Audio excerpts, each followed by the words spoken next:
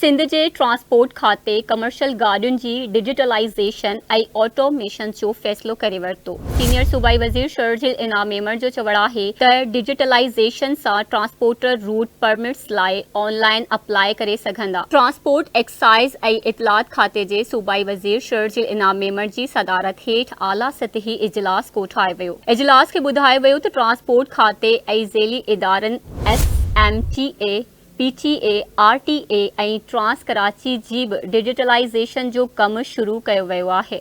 इजलास खे ख़िताब कंदे सीनियर सूबाई वज़ीर शरजील इनाम मेमर जो चवणु हो त रूट परमिट्स जारी करे रिन्यूअल निज़ाम खे ऑनलाइन कयो पियो वञे। हुन चयो त ट्रांसपोर्ट खाते जे सॉफ्टवेयर ऐं PTAs खे पाण में ॻंढियो पियो वञे। इन सां बैनुल सूबाई रूट परमिट्स जो बि पतो पइजी सघंदो। संदसि चवणु हो त डिजिटलाइज़ेशन सां transporter online route permits apply ऐं रिन्यू कराए सघंदा। सीनियर सूबाई वज़ीर शरजील इनाम मेमर जो चवणु हो त route permits fitness certificate body makers जी परमिट जारी करण खे सवलो बणाइण लाइ ऑनलाइन कयो पियो वञे। हुन चयो त अवामी शिकायती मर्कज़ बि क़ाइमु कयो वेंदो। सेक्रेटेरिएट में तमामु ॼाण गॾु कई वेंदी। संदसि चवणु हो त ट्रांसपोर्ट जे निज़ाम खे ऑनलाइन करण सां रेवेन्यू में इज़ाफ़ो थींदो।